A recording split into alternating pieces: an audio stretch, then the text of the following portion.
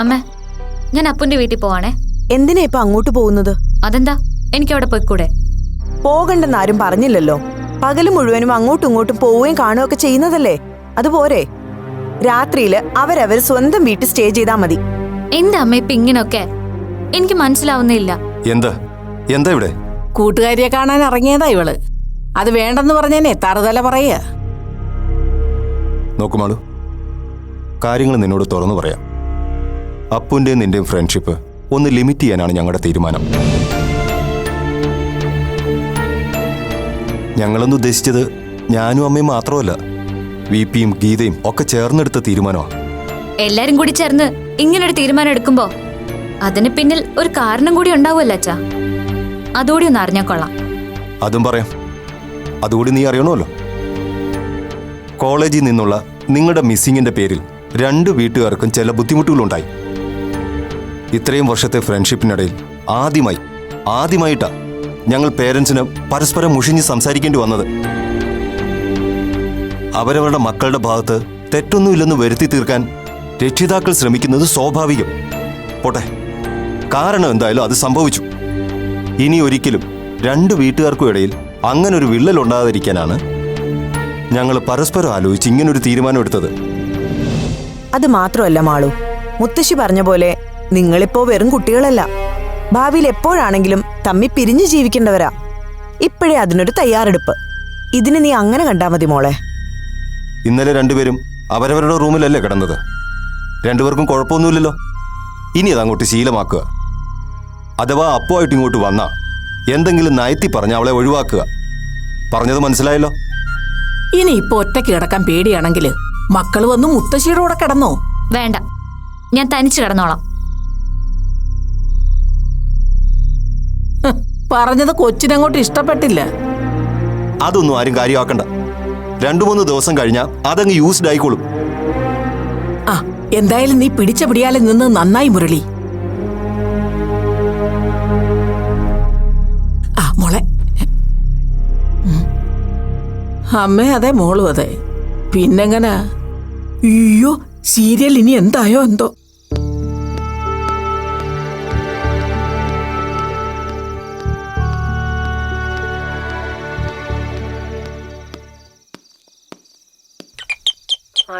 ഞാൻ മധുമതിയാ.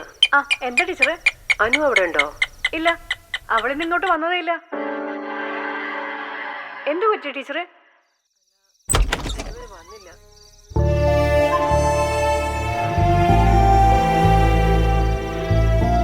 എല്ലാരും നേരത്തെ കിടന്നു ആന്റി? ആ, കിടക്കാൻ പോവുമായിരുന്നു. ആ, അപ്പുവോ? എന്താ വന്നത്? ഞാൻ വെറുതെ മാളൂനെ ഒന്ന് കാണാൻ. അയ്യോ, മാളു കിടന്നല്ലോ മോളെ. വൈകുന്നേരം മുതൽ അവൾക്കൊരു തലവേദന.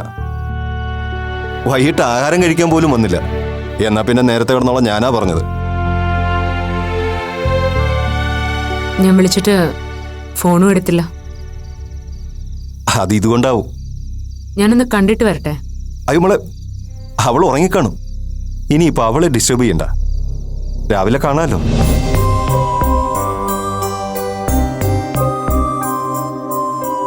എന്നാ പിന്നെ മോൾ ഇറങ്ങല്ലേ?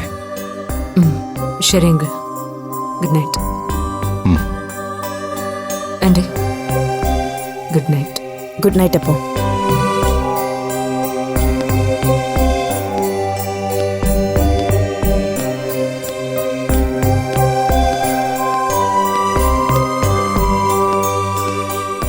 കഷ്ടമാണ് മുരളിയേട്ടാ.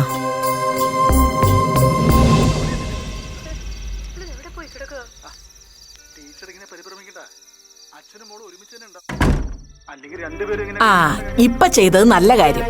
ഇത് കുറച്ച് മുമ്പേ ചെയ്യണമായിരുന്നു. അങ്ങനെയായിരുന്നെങ്കിലേ ഇപ്പൊ ഇങ്ങനൊന്നും വരില്ലായിരുന്നു.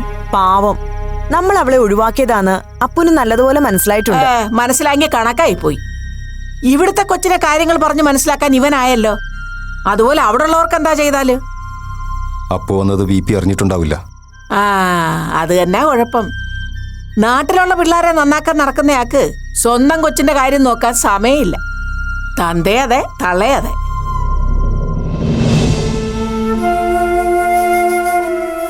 അത് പോട്ടെ. എന്തായാലും അപ്പു തിരക്കി വന്നുവെന്നും ഇനി മാളുവിനെ അറിയിക്കാൻ നിൽക്കണ്ട. ഉം.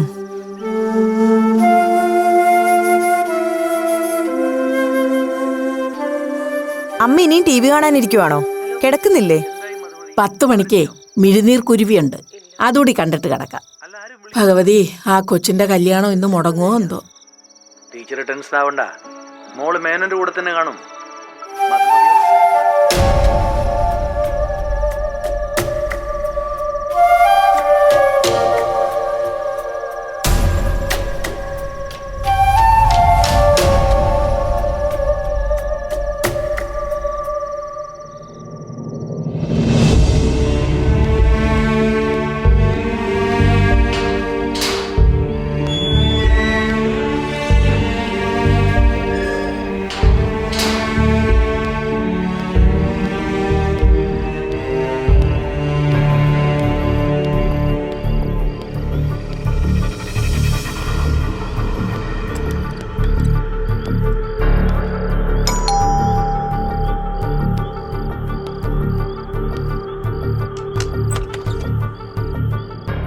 അപ്പൂ, അച്ഛൻ പറഞ്ഞൊരു കാര്യമുണ്ടെന്ന് ഇപ്പൊ നിനക്ക് മനസ്സിലായില്ലേ മോളെ? പഴയതുപോലെ ഏതു നേരവും കളിക്കൂട്ടുകാരായി ഇനി നടക്കാൻ നോക്കണ്ട. എല്ലാവരും മാറിപ്പോയി, എല്ലാവരും. നിന്നെ ഇനി വാശിക്ക് ആരും അറിയാതെ ഇറങ്ങിപ്പോവാനും ഗേറ്റ് ചാടി അവിടെ കയറാനൊന്നും ശ്രമിക്കണ്ട, കേട്ടല്ലോ?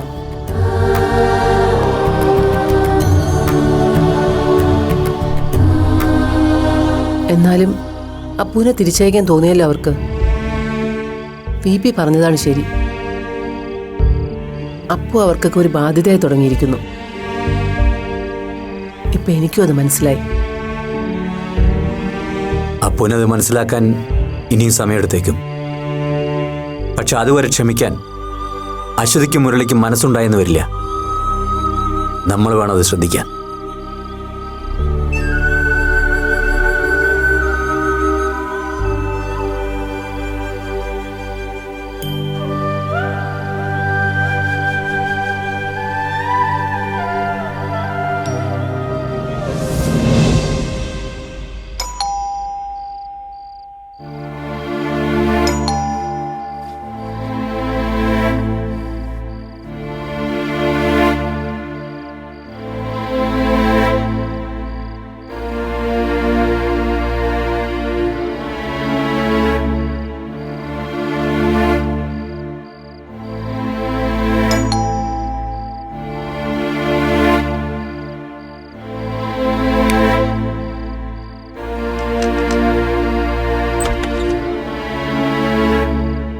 എന്താ മോളെ?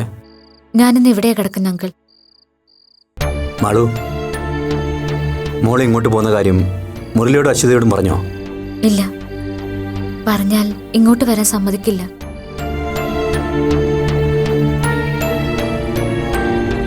ഞാൻ പറഞ്ഞില്ലേ വി പി, ഇപ്പൊ അവരെ ഇങ്ങനെ തല്ലിപ്പിടിക്കാൻ നോക്കിയിട്ട് ഒരു കാര്യമില്ല. കുഞ്ഞുനാൾ മുതലെയുള്ള ശീലങ്ങളാണ് ഇതൊക്കെ.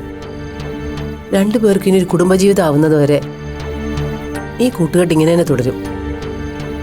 മാള് ഇവിടേക്ക് പോകുന്ന കാര്യം അവരെ വിളിച്ചറിയിക്കണ്ടേ?